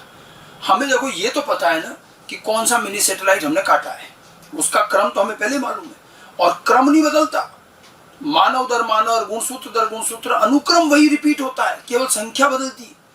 तो हमें वो मिनी सैटेलाइट है उसके अंदर जो अनुक्रम रिपीट हो रहा है वो पता है। मैंने कहा था 20 बेस पे रिपीट हो रहा मान लो, तो वो अनुक्रम हमें पता है। तो अब हम क्या करते हैं, वो जो अनुक्रम मिनी सैटेलाइट में रिपीट हो रहा है उस अनुक्रम का उस छोटा सा टुकड़ा, डीएनए का टुकड़ा कृत्रिम रूप से बनाते हैं, कृत्रिम डीएनए बना सकते हैं। तो जो 20 बेस पेयर मान लो पुनरावृत हो रहा है, तो वो जो 20 का जो अनुक्रम है उसी का पूरक अनुक्रम वाला कृत्रिम डीएनए का सिंगल स्ट्रैंडेड टुकड़ा बनाएंगे और उसे जानबूझकर रेडियो एक्टिव बनाएंगे। कोई भी एक एलिमेंट उसमें रेडियो एक्टिव लगा देंगे। तो छोटे छोटे सिंगल स्ट्रैंडेड रेडियो एक्टिव ज्ञात श्रृंखला वाले मिनी सैटेलाइट के पूरक श्रृंखला वाले डीएनए के टुकड़े बनाए जाएंगे कृत्रिम रूप से। और आजकल तो ये रेडीमेड बने बनाए मिलते हैं क्योंकि पूरी टेक्निक वेल सेटल्ड हो चुकी है। और इन टुकड़ों को कहते हैं डीएनए प्रोब। क्या कहते हैं? प्रोब। 3-4 बार एग्जाम में पीएमटी नीट में क्वेश्चन आ चुका है, ध्यान रखना। तो हम क्या करते हैं, ये प्रोब का विलियन मिलता है आजकल तैयार, और हम बना भी सकते हैं। डीएनए के छोटे छोटे टुकड़े रेडियो एक्टिव, काम करने वाले को बड़ा ध्यान रखना पड़ता है पूरा कवर करके, क्योंकि रेडियो धर्मिता निकलती है। ठीक है, अब हमने एक पात्र लिया और ये single standard radio active DNA की प्रोब का विलियन डाल दिया। अब ये डीएनए के टुकड़े इसमें डाल दिए, हमने आंखों से कुछ नहीं दिखेगा, विलियन दिखेगा बस। और ये मिनी सैटेलाइट के पूरक होते हैं, इनको इसमें डाला और इसमें ये लिक्विड लिया, मेम्ब्रेन ली और इसमें डुबाई और डुबा के तुरंत निकाल ली। तो इस विधि को कहते हैं संकरण। हुआ क्या, इस डीएनए इस मेम्ब्रेन पर डीएनए कैसा है, सिंगल स्ट्रैंड, और हमने सिंगल स्ट्रैंड इसी काम के लिए किया था। सिंगल स्ट्रैंडेड डीएनए इसके ऊपर चिपके हुए हैं, डीएनए बिल्कुल चिपका हुआ रहता, कहीं नहीं जाता मेम्ब्रेन पर। और ये जो विलियन है इसके अंदर वही इस मिनी सैटेलाइट का जो अनुक्रम रिपीट हो रहा उसी के पूरक डीएनए रेडियो एक्टिव छोटे छोटे टुकड़े हैं। अब हमने इसको इसमें डिप किया तो होगा क्या, इस विलियन में जो ये डीएनए के छोटे छोटे टुकड़े हैं रेडियो एक्टिव, ये उस मेम्ब्रेन पर घूमेंगे, वहां मेम्ब्रेन पे भी डीएनए लगा है। तो जहां इन डीएनए के टुकड़ों को अपना पूरक भाग मिलेगा वहां जाकर ये जुड़ जाएंगे। पूरक भाग कहां मिलेगा, जिस डीएनए के टुकड़े में मिनी सैटेलाइट होगा, जहां पुनरावृत्ति हो रही होगी उसी वाली 20 बेस पेयर वाली। तो जहां जहां जिस टुकड़े में मिनी सैटेलाइट होगा, जो टुकड़ा आरएफ होगा, केवल वहीं जाकर के प्रोब जुड़ जाएंगे, बाकी कहीं नहीं जुड़ेंगे। तो जब हमने इसमें मेम्ब्रेन को डुबाया तो ये डीएनए के जो रेडियो एक्टिव टुकड़े हैं ये जहां जहां पर मिनी सैटेलाइट आरएफ है वहां जुड़ गए, हमें दिखेंगे कुछ नहीं। लेकिन जहां ये डीएनए जुड़ा, क्योंकि डीएनए रेडियो एक्टिव है, वहां से रेडिएशन विकिरणें निकलना लग जाएंगी। विकिरणें भी दिखेगी नहीं हम, लेकिन डिटेक्ट कर सकते हैं। तो इसमें डुबाया और उसको निकाल दिया, ये मेम्ब्रेन आ गई। अब आप देखिए, मान लो ये मेरा हाथ मेम्ब्रेन और इसमें बहुत सारे डीएनए के टुकड़े लग रहे हैं, अपन ने प्रोब डाला। उदाहरण के लिए मान लो एक आरएफ यहाँ है, एक यहाँ है, एक यहाँ है, बीच में दूसरे डीएनए के टुकड़े हैं। यहाँ जो आरएफ है उसमें सपोज कीजिए कि 100 पुनरावृत्ति है, यहाँ जो आरएफ है इसमें 50 पुनरावृत्ति है, ये जो आरएफ इसमें 25 पुनरावृत्ति है। 25 पुनरावृत्ति की संख्या, अनुक्रम तीनों में एक जैसा ही है, केवल पुनरावृत्ति की संख्या अलग है। यहाँ 25 बार पुनरावृत्त हो रहा है, यहाँ 50 बार रिपीट हो रहा है, 100 बार रिपीट हो रहा है। अपन ने इसमें प्रोब डाला तो यहाँ कितने प्रोब जुड़ेंगे, प्रोब 20 बेस पेयर की एक इकाई का प्रोब है, और ऐसे सैकड़ों प्रोब डाले हैं अपन ने। तो प्रोब यहाँ क्योंकि 100 बार रिपीट हो रही है वो अनुक्रम, तो 100 प्रोब लगेंगे। यहाँ 50 बार रिपीट हो रहा है वो ये अनुक्रम 20 50 बार, तो 50 प्रोब लगेंगे। यहाँ 25 बार पुनरावृत्त हो रहा है, 25। जितनी रिपीटेशन है प्रोब की, वो इकाई यूनिट जो प्रोब है वो तो एक इकाई यूनिट का है, तो जितने रिपीटेशन है उतने प्रोब लग जाएंगे। अब यहाँ प्रोब लग गया, यहाँ लग गया, यहाँ लग गया। अब ये क्या विकिरणें निकल रही थी, ये यूं की पैरेलल रेडिएशन निकलती ऐसे। अब इस मेम्ब्रेन से यहाँ से रेडिएशन निकल रही, यहाँ से निकल रही, यहाँ से निकल रही। बाकी डीएनए में प्रोब नहीं जुड़ा तो वहां से नहीं निकल रही। अगर मैं इस मेम्ब्रेन में विकिरणें निकलने वाली जगह पहचान लूं तो मुझे वही जगह पर क्या मिल जाएगा, आरएफ। और हम जानते हैं कि रेडियो एक्टिव विकिरणें जो हैं ये हमारे फोटोग्राफिक फिल्म को, एक्सरे फिल्म को डैमेज कर देती है। आपको थोड़ा पता होना चाहिए, आजकल तो खैर कैमरे अब डिजिटल आ गए, ठीक है, नहीं तो पहले जो कैमरे आते थे उसमें एक रील डलती थी, कैमरे की रोल डलती थी और कैमरे में फिट होने के बाद कैमरा खोला नहीं जाता था। फोटोग्राफिक फिल्म इतनी संवेदनशील है कि जरा सा लाइट में खोलते खराब हो जाती थी। और फोटोग्राफिक फिल्म पुराने जमाने में नेगेटिव आती है। अभी भी जो एक्सरे आता है डार्क रूम में बनाना पड़ता है, एक्सरे की शीट आती काले रंग की, ये सब फोटोग्राफिक फिल्म है जो अंधेरे में सही रहेगी, बाहर लाते तो खराब हो जाती। तो हम क्या करते हैं, वो एक नई एक्सरे फिल्म लेते हैं और ये मेम्ब्रेन से विकिरणें निकल रही, इसी के आकार की एक्सरे फिल्म ली और इस अंधेरे रूम में जाकर के ये तो मेम्ब्रेन है और ये एक्सरे फिल्म, दोनों को एक साथ रख दिया। जैसे हमने यूँ रखा तो जहाँ जहाँ से विकिरणें निकल रही थी वहाँ से एक्सरे फिल्म पे वो विकिरण टकराई और उस जगह पर एक्सरे फिल्म खराब हो जाती, विकिरणों से एक्सरे फिल्म खराब हो जाती। हम लोग जो एक्सरे देखते हैं वो डेवलप होने के बाद का, उसको कुछ नहीं होता, वो तो नेगेटिव है। जो ओरिजिनल एक्सरे फिल्म होती है वो तो लाइट में लाई नहीं जाती, अंधेरे में रखी जाती।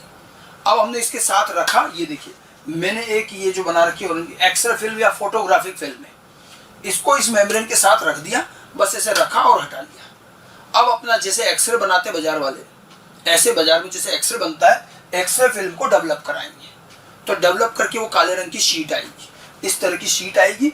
उसको आप ध्यान से देखोगे तो उसमें आपको ऐसी सी लाइनें दिखेंगी, बीच बीच में बैंड्स दिखेंगे। ये देखो ऐसे ऐसे कुछ बैंड्स दिखेंगे। ये बैंड्स दरअसल वो जगह है जहां वो विकिरणें टकराई, और इसका मतलब ये बैंड जो है, यही वो जो बैंड का आकार और जो जगह दिख रही है, यानी कि मेम्ब्रेन में उस जगह पर क्या है, वहां पर रेडियो एक्टिव प्रोब जुड़ा हुआ है। और प्रोब जुड़ा, इसका मतलब मेम्ब्रेन में इस जगह पर क्या था, आरएफ बैठा था, आरएफ था तभी तो प्रोब जुड़ा, और वहीं पर ही जाकर के विकिरण निकल रही और एक्सरे फिल्म वहीं पर खराब हो रही। तो एक्सरे फिल्म पर आने वाले ये बैंड्स दरअसल मेम्ब्रेन में आरएफ की पोजीशन बताते हैं। केवल जहां जहां आरएफ होगा, जहां जहां मिनी सैटेलाइट होगा, वही जगह पर बैंड्स के रूप में नजर आएगा, क्योंकि वहीं से विकिरणें निकली। तो एक्सरे फिल्म पर बैंड्स का ये जो पैटर्न आया, ये पैटर्न जो है ये उस सैंपल का डीएनए फिंगरप्रिंट कहलाएगा। आरएफएलपी हो गया ना, आरएफ का बैंड, मैंने क्या कहा था, आरएफ के बैंड का पैटर्न ही आरएफएलपी और वही फिंगरप्रिंट है। तो जो सैंपल हमने शुरू में लिया था उसका फाइनल एक्सरे फिल्म आरएफएलपी पर आएगा, आरएफएलपी एक्सरे फिल्म पर आएगा, और यही उस सैंपल का डीएनए फिंगरप्रिंट भी कहलाएगा। तो अल्टीमेटली डीएनए फिंगरप्रिंट ये मिलता है। ये जो रेडियो एक्टिविटी वाली लास्ट की तकनीक है, इसको हम कहते हैं ऑटो रेडियोग्राफी। ध्यान रखना, मतलब सदन ब्लॉटिंग करा, ठीक है, उसके बाद हमने संकरण किया और फिर ऑटो रेडियोग्राफी करी, और ये पूरी टेक्निक आपको अच्छे से आनी चाहिए। फाइनल एक्सरे फिल्म पर हमें बैंड्स मिल गए, ये उस सैंपल का डीएनए फिंगरप्रिंट आरएफएलपी के बैंड्स है। इसको कंप्यूटर में स्कैन कर लिया जाता है और बाद में इन बैंड्स को मैच करके ही पहचान की जाती है। समझ में आई बात? ये मैंने आपको पूरा प्रोसीजर बताया। अगर मैं क्विक वे में एक बार रिवाइज करूँ वापस पूरी चीज़ों को, तो देखिए हमने शुरू से देखें तो क्या किया था। सबसे पहले हमने सैंपल लिया, सैंपल शरीर का कोई भी भाग हो सकता है, उससे कोशिकाएं अलग करी और कोशिकाओं का एंजाइम द्वारा लाइसिस करके उसके जीव ध्रुवीय में हमने चिल्ड इथेनॉल डाला, तो डीएनए अवक्षेपित हो गया।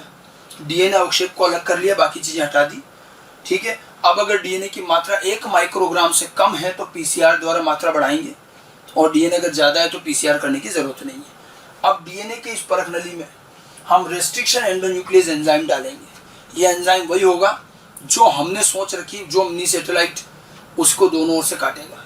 तो एंजाइम डाला, ये एंजाइम डीएनए पर जहाँ जहाँ उसको रेस्ट्रिक्शन स्थल मिल रहे हैं सब जगह से काटता चलेगा। डीएनए के टुकड़े हो गए, इसको पाचन कहते हैं, ठीक है। ये डीएनए के टुकड़े हो गए। अब इन डीएनए के टुकड़ों को जेल इलेक्ट्रोफोरेसिस द्वारा पृथक करेंगे, जेल बनाई जाएगी। डीएनए के टुकड़े के विलयन को एक खंड में रखेंगे और इलेक्ट्रिक फील्ड में रखेंगे, और सारे डीएनए के जेल लंबाई के हिसाब से अंदर बिखर जाएंगे, सेपरेट हो जाएंगे। जेल इलेक्ट्रोफोरेसिस, अगर उस जेल ज़्यादातर काम आता है पॉलीएक्राइलामाइड जेल भी ले सकते हैं, ठीक है। अब इस जेल के अंदर जो डीएनए के टुकड़े सेपरेट हुए, सारे डीएनए के टुकड़े, इन सभी को अब हम एल्कलाइन माध्यम से डीनेचुरेशन करेंगे, डबल स्ट्रैंड को सिंगल स्ट्रैंड कर देंगे। एल्कलाइन माध्यम में रखा, ये सिंगल स्ट्रैंड हो जाएंगे।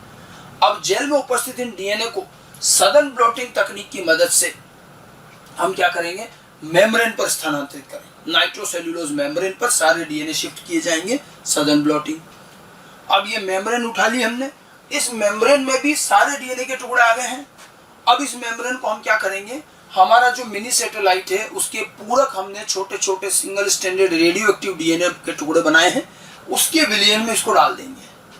तो जहां जहां इस मेम्ब्रेन में आरएफ या मिनी सैटेलाइट होगा वहां वहां ये रेडियो एक्टिव डीएनए के टुकड़े जुड़ जाएंगे, और जब इस मेम्ब्रेन को निकालेंगे तो मेम्ब्रेन में उन जगहों से रेडियो एक्टिव विकिरणें निकलेगी।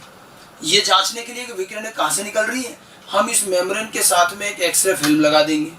तो एक्सरे फिल्म उन विकिरणों वाली जगहों से खराब हो जाती है, और जब उस एक्सरे फिल्म को डेवलप करते हैं तो हमें एक्सरे फिल्म पर बैंड्स दिखेंगे, और ये बैंड्स मेम्ब्रेन में उपस्थित आरएफ की मिनी सैटेलाइट की पोजीशन है, और ये उस सैंपल के आरएफ का पूरा पैटर्न यानी कि आरएफएलपी यानी कि उसका डीएनए फिंगरप्रिंट बनता है।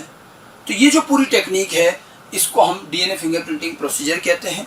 ठीक है, इसमें और भी छोटी छोटी चीज़ें आई हैं। शुरू में पीसीआर आया, पीसीआर को मैंने कहा मैं आगे बताऊंगा बायोटेक में। इलेक्ट्रोफोरेसिस समझा हमने, ऑटो रेडियोग्राफी समझी है, और लास्ट में जाकर के इस तरह से बैंड्स हमें मिले। तो ये पूरा सीक्वेंस आपको ध्यान रखनी है। ये अभी 2 बार बायोटेक में पूरा प्रोसेस दोबारा काम आएगा।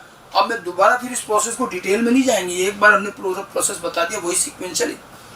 ठीक है, तो ये सारी चीज़ें। अच्छा, बीच में यह आया कि भाई हमारा जो जेल इलेक्ट्रोफोरेसिस करते हैं तो जेल के अंदर भी डीएनए दिखता नहीं है, मेम्ब्रेन पे लाते हो तब भी नहीं दिखता है। मैंने आपको कहा था जेल में अगर हम चाहें तो डीएनए देख सकते हैं अभिरंजित करके स्टेन करके। ये चीज़ बायोटेक में कभी कभी काम आती है, हमारे यहाँ फिंगरप्रिंटिंग में काम नहीं आती, बाकी अभिरंजित किया जा सकता है। बायोटेक के चैप्टर में इसके अभिरंजन का तरीका भी दिया है।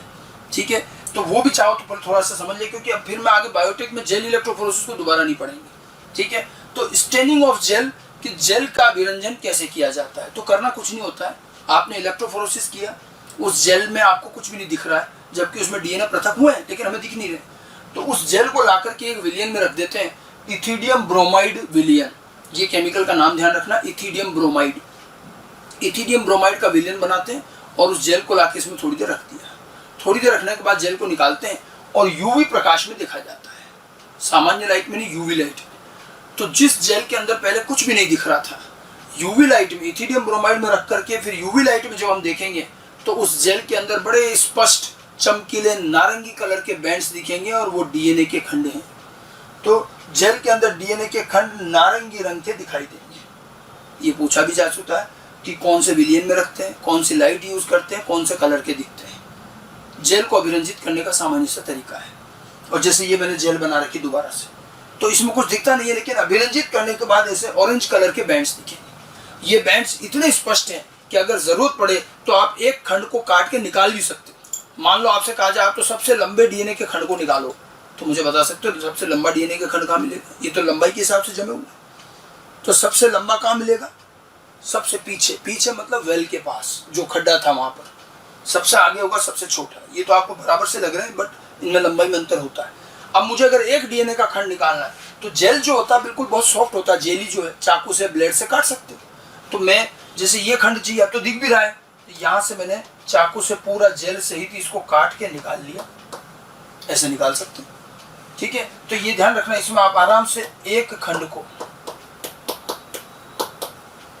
एक डीएनए खंड को जेल सहित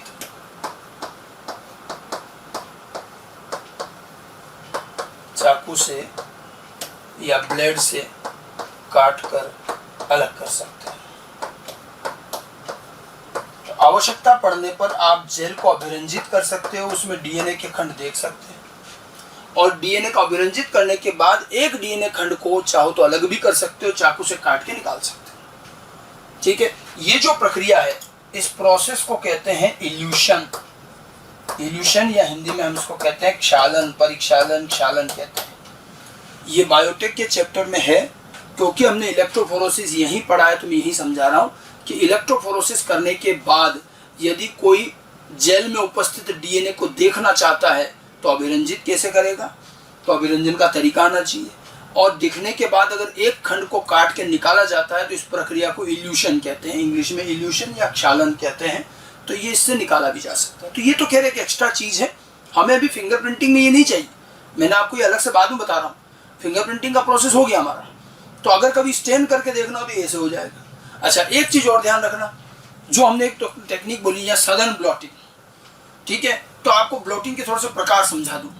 सदर्न जो है एक वैज्ञानिक का नाम है E.M. सदर्न। उन्होंने ये तरीका बनाया था कि जेल में उपस्थित डीएनए को झिल्ली पर कैसे लाएं। लेकिन मैंने आपको बताया कि हम बायोटेक के विभिन्न प्रयोगों में कई बार आरएनए भी पृथक कर देते हैं, कभी प्रोटीन भी पृथक कर देते हैं। लेकिन जिसको भी आप जेल इलेक्ट्रोफोरेसिस में पृथक करोगे, सबको मेम्ब्रेन पर लाना पड़ेगा। जेल में ज़्यादा टाइम रख नहीं सकते, लेकिन सबको जो मेम्ब्रेन पर लाते हैं तो सबकी ब्लॉटिंग सदन ब्लॉटिंग नहीं है। जब आप जेल में से मेम्ब्रेन पर डीएनए को ले जाते हो तो ही उस ब्लॉटिंग को सदन ब्लॉटिंग कहते हैं। मान लो आपने किसी एक्सपेरिमेंट में आरएनए सेपरेट किया, तो आरएनए को भी झिल्ली पर लाएंगे, प्रक्रिया वो की वही। लेकिन आरएनए को जब झिल्ली पर लाते हैं तो उसका नाम बदल देते हैं, सदर्न ब्लॉटिंग की जगह नॉर्दर्न ब्लॉटिंग। ऐसे ही आपने किसी और एक्सपेरिमेंट में प्रोटीन पृथक किया, और प्रोटीन को जब जेल से झिल्ली पर ला रहे हैं तो उसका नाम कर दिया जाता है वेस्टर्न ब्लॉटिंग। तीनों ब्लॉटिंग में केवल और केवल मॉलिक्यूल का अंतर है, प्रक्रिया सेम है। ठीक है, तो southern blotting, northern blotting, western blotting. DNA खंडों का जेल से झिल्ली पर स्थानांतरण सदर्न ब्लॉटिंग, आरएनए खंडों का जेल से झिल्ली पर स्थानांतरण नॉर्दर्न ब्लॉटिंग, प्रोटीन खंडों का जेल से झिल्ली पर स्थानांतरण वेस्टर्न ब्लॉटिंग। हालांकि सदर्न ब्लॉटिंग में सदर्न वैज्ञानिक का नाम था, लेकिन नॉर्दर्न और वेस्टर्न किसी के नाम नहीं है। वो तो एक को सदर्न कहा था, इसलिए इसको नॉर्दर्न और वेस्टर्न कर दिया। ठीक है, ये ध्यान रखना है। एक ईस्टर्न ब्लॉटिंग भी होती है, लेकिन वो बहुत आगे की चीजें, अपने को उतना डिटेल में नहीं जाना। ये भी कभी कभी क्वेश्चन के ऑप्शन में आ जाती है। बाकी हमारे अभी काम कौन सी आई, सदर्न ब्लॉटिंग। ठीक है, तो ये तो पूरा फिंगरप्रिंटिंग का प्रोसीजर कि कैसे एक व्यक्ति का सैंपल का डीएनए फिंगरप्रिंट बनाया जाता है, कौन कौन सी तकनीक इसमें काम आती है। मैंने लैब की ही प्रक्रिया के आधार पर फ्लो चार्ट में आपको समझाया। इतना फ्लो चार्ट के रूप में आपको एनसीईआरटी में ये चीज़ नहीं मिलेगी, बहुत संक्षिप्त में लिखा है। लेकिन ये मैंने इसलिए बताया क्योंकि आपको आगे बायोटेक के चैप्टर में भी ये प्रोसेस वापस काम में लेना है। अब उसके बाद फिंगरप्रिंटिंग का अंतिम भाग आता है, फिंगरप्रिंटिंग का एप्लीकेशन, कि डीएनए फिंगरप्रिंटिंग की तकनीक का अनुप्रयोग एप्लीकेशन क्या है। ठीक है, फिंगरप्रिंटिंग की एप्लीकेशन, जैसा कि मैंने शुरू से आपको बताया कि फिंगरप्रिंटिंग पहचानने की एक तकनीक है, मानव को पहचानने की तकनीक है। तो इसका प्रयोग पहचानने के कामों में ही आता है। तो अगर मैं इसके एप्लीकेशन की बात करूं तो सारे आइडेंटिफिकेशन के काम है। ठीक है, फॉरेंसिक साइंस में लोगों या अपराधियों को पहचानने का सबसे मेन काम तो ये, अपराध विज्ञान शाखा में police cases, murder cases, crime cases में लोगों को पहचानने, अपराधियों को पहचानने में सबसे ज्यादा इसका उपयोग होता है। कैसे पहचानते हैं ये आपको एनसीईआरटी में उदाहरण से समझा रखा, और मैं भी आपको एनसीईआरटी के ही एग्जाम्पल से बताऊंगा। ठीक है, इसके अलावा ये जो मिनी सैटेलाइट, जो पुनरावृत डीएनए है, जो दो जीन के बीच में पाया जाता है, ये तो बताया था, दो जीन के बीच की जगहों में तो पुनरावृत्ति है, वही मिलते हैं। तो आजकल फिंगरप्रिंटिंग का रिसर्च अध्ययनों में भी काफी उपयोग है। ये जो मिनी सैटेलाइट है ये बड़ा काम आता है। ठीक है, मानव जीनोम परियोजना जो है, ये भी आगे अगला टॉपिक हम पढ़ेंगे, उसमें बताएंगे भी सही कि मानव जीनोम परियोजना में, जीनोम अध्ययनों में जीन की मैपिंग करने में, क्योंकि जीन के बीच की जगहों में ये पुनरावृत डीएनए पाया जाता है, तो इस पुनरावृत डीएनए का उपयोग जीन की लोकेशन बताने में कर सकते हैं, मैपिंग में। अब ये हम ह्यूमन जीनोम प्रोजेक्ट के समय बात करेंगे। इसके अलावा मानव इवोल्यूशन का अध्ययन, ठीक है, क्योंकि ये पुनरावृत डीएनए और उनकी संख्या अलग अलग मानव में अलग अलग है, तो इसका पूरा अनुक्रम अध्ययन किया जाता है, और कैसे कैसे म्यूटेशन हुआ, कैसे कैसे परिवर्तन हुआ, इवोल्यूशन कैसे हुआ, बड़ी लंबी स्टडी। आपको सिर्फ ये ध्यान रखना कैसे करते हैं, इसके डिटेल में नहीं जाना, अपने कोर्स में नहीं है। ठीक है, तो रिसर्च अध्ययनों में मानव के जीन की मैपिंग करने में, मानव के इवोल्यूशन को अध्ययन करने में भी ये काम आते हैं, बट ये तो रिसर्च का अध्ययन उपयोग है। ज्यादातर जो इसका उपयोग है वो लोगों को पहचानने में काम आता है। ठीक है, और इसके साथ साथ पैटर्निटी टेस्टिंग, पितृत्व मातृत्व संबंधी विवाद, कि भाई कोई बच्चा इन्हीं माता पिता का वास्तविक बच्चा है या नहीं। कई बार ऐसे केसेस आते हैं, बड़े बड़े उद्योगपति खूब पैसे वाले हैं, मान लो उनकी मृत्यु हो गई, फिर उनके कई बेटे पैदा हो जाते हैं, साहब मैं भी इन्हीं का बेटा हूँ, मैं भी इन्हीं का बेटा हूँ, तो ये साबित करना पड़ जाता है कई बार कि ये इनका पुत्र पुत्री है या नहीं है। ऐसे पारिवारिक जो विवाद होते हैं पितृत्व मातृत्व संबंधी, उनमें भी डीएनए फिंगरप्रिंटिंग काम आती है। हालांकि हर व्यक्ति का डीएनए फिंगरप्रिंट अलग है, इवन माता पिता और बच्चों का भी मैच नहीं करता, लेकिन आप संबंध स्थापित कर सकते हो, इसको भी मैं समझाऊंगा। ठीक है, सबसे पहले तो हम फॉरेंसिक में कैसे लोगों को पहचानते हैं, इसका एक उदाहरण एनसीईआरटी में दिया, वहां समझ लें, फिर हम पैटर्निटी पर आते हैं। रिसर्च अध्ययनों में उपयोग बहुत लंबा काम है, आपको केवल ध्यान रखना ही। ठीक है, एनसीईआरटी में देखिए आपको एक डायग्राम मिलेगा।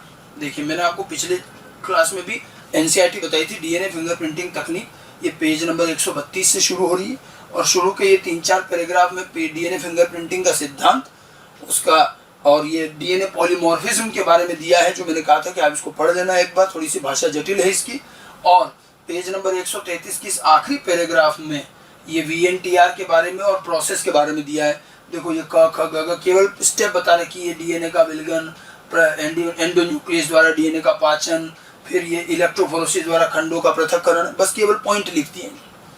जो हमने थोड़ा इतना समझा है प्रोसेस, उसको उन्होंने केवल पॉइंट वाइज लिख लिया, ठीक है। फिर आपको पेज नंबर 134 ये देखिए, यहाँ एक डायग्राम मिलेगा और ये जो पैराग्राफ है ये इसी का एप्लीकेशन दिया हुआ है कि हम इसको कहाँ कहाँ यूज़ कर सकते हैं, आप इसको पढ़ सकते हैं। बाकी मेन चीज़ है हम ये डायग्राम समझना चाहेंगे, आप इसको थोड़ा सा और बड़ा कर लेते हैं। आपके पास भी एनसीईआरटी हो तो निकाल लीजिएगा, ठीक है। अब आप देखो यहाँ पर कैसे अपराधियों को पहचानते हैं, उसका एक तरीका है, ठीक है। जब हमें अपराध स्थल से कोई, मैंने कहा ना, ब्लड कोई भी सैंपल मिला तो उसमें से गुणसूत्र डीएनए मिलेंगे। यहाँ इन्होंने सारे डीएनए नहीं लिए, 3 गुणसूत्रों से समझा दिया है, ठीक है। आप देखो यहाँ पर गुणसूत्र संख्या 7, गुणसूत्र संख्या 2 और गुणसूत्र संख्या 16 को लेकर काम किया गया। ये गुणसूत्र के समझात जोड़े दिखा रखे हैं सब जगह, और ध्यान से देखो तो हर जोड़े में ये रंग दिखा दिए ताकि आप लोगों को पहचान में आ जाए।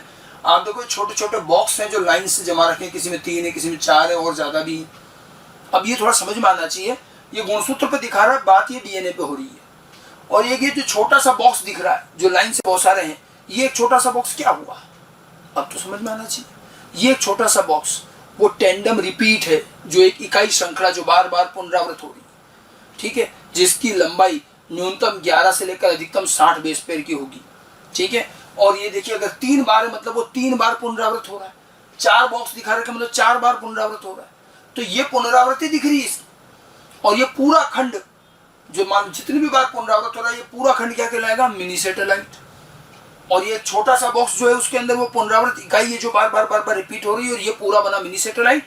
जब इसको काट के निकालेंगे तो ये कहलाएगा आरएफ। समझ में आई बात, ये बेसिक चीज समझ में आनी चाहिए पहले, ठीक है। 2-3 बार पढ़ो, वीडियो देखोगे तो समझ में भी आ जाएगी। अब हमने क्या किया, देखो सबसे पहले तो यहाँ देखिए नीचे लिखा अपराध दृश्य से प्राप्त डीएनए। जहाँ क्राइम हुआ वहां से जो डीएनए लिया वो सेल आई, उसमें से हमें ये 3 गुणसूत्र बताए, क्रोमोसोम 7, 2 और 16, और इनका पूरा प्रोसेस किया गया।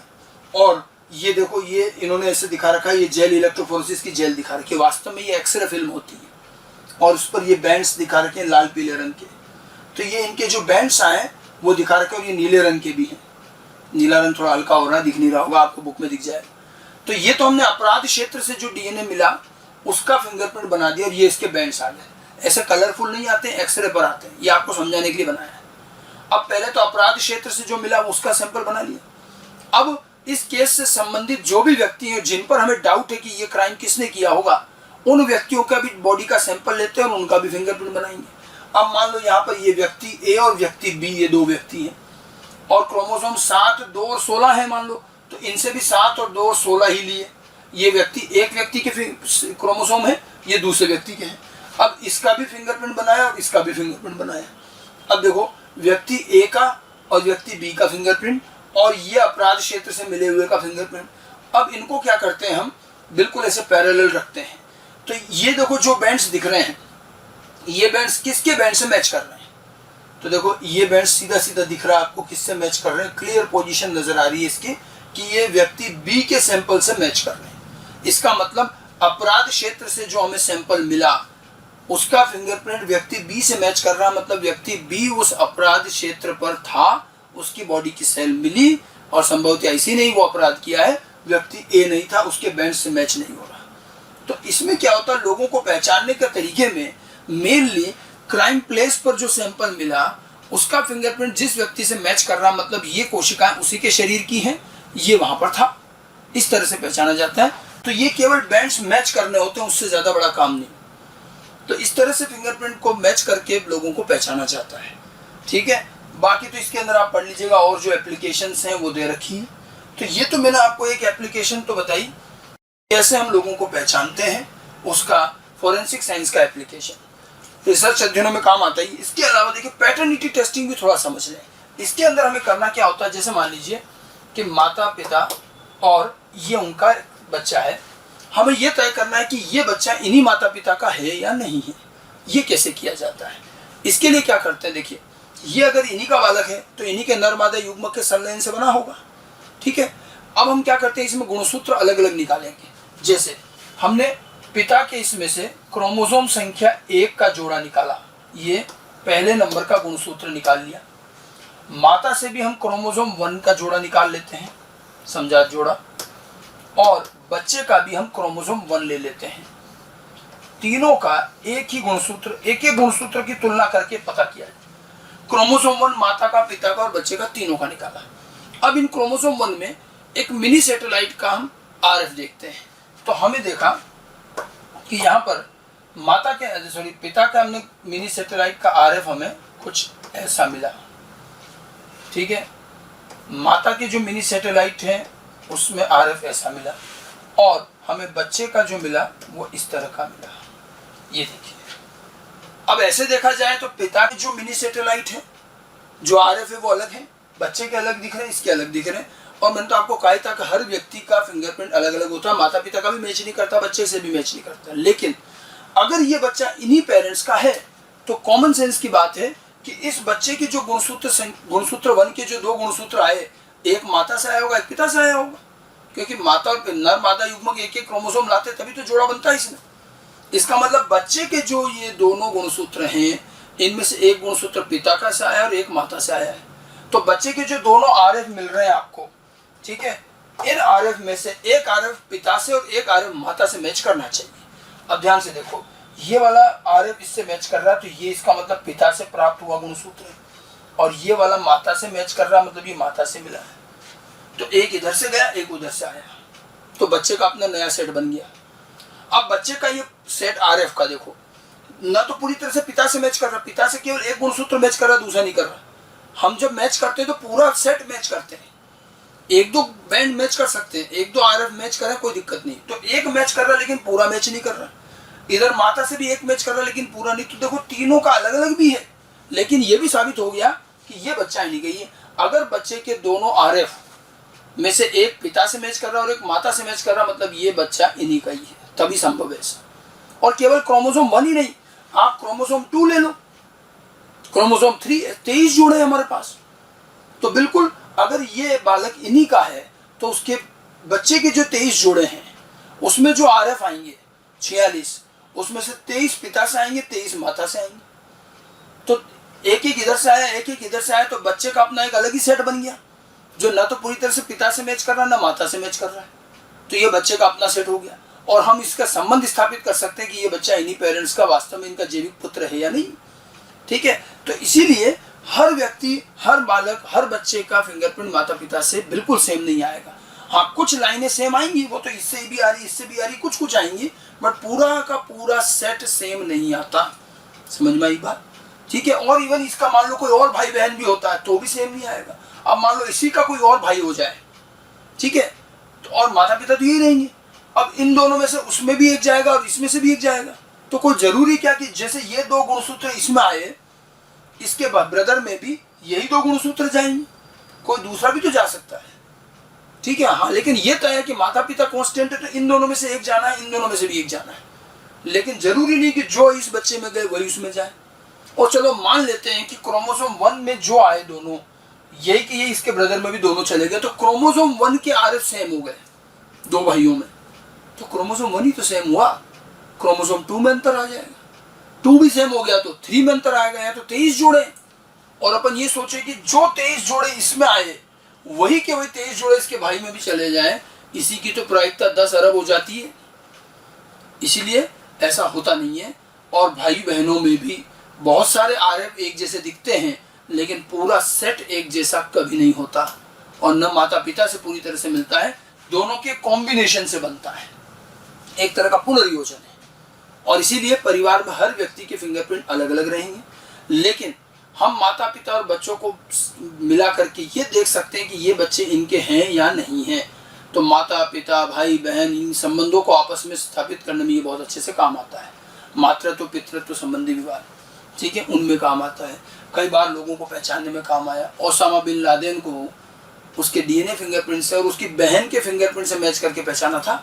अब बहन का और ओसामा बिन लादेन का फिंगरप्रिंट तो एक जैसा होगा भी नहीं, लेकिन क्योंकि दोनों के माता पिता तो सेम थे ना, और जब माता पिता सेम होते हैं तो भाई बहनों में बहुत सारे RF सेम आते हैं, पूरा सेट सेम नहीं आता, लेकिन स्रोत फिक्स होता है कि अब जैसे देखो इन दोनों पेरेंट्स के जितने भी बच्चे होंगे, क्रोमोसोम 1 में इन दो RF में से एक हमेशा होगा, और इन दोनों RF में से भी एक आएगा, एक माता से पिता से। तो अब फिक्स तो हो गया ना कि इन दोनों में से एक तो आना ही आना, इन दोनों में से भी एक आना है, ठीक है। इसलिए जितने भी इनके बच्चे होंगे उनमें यही चीजें मिलती रहेंगी, तो इससे संबंध स्थापित किए जा सकते हैं।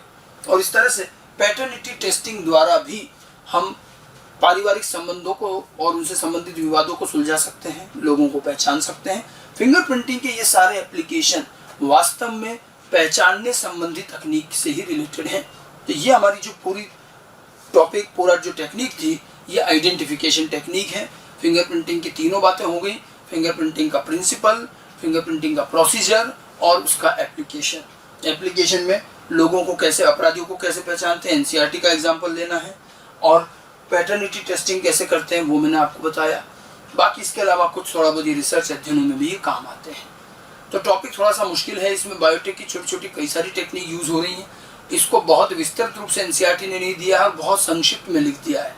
NCERT की भाषा और NCERT में लिखी चीज़ों को समझ में तभी आएगा जब आप पहले इस पूरे प्रोसेस को ढंग से समझ पाए।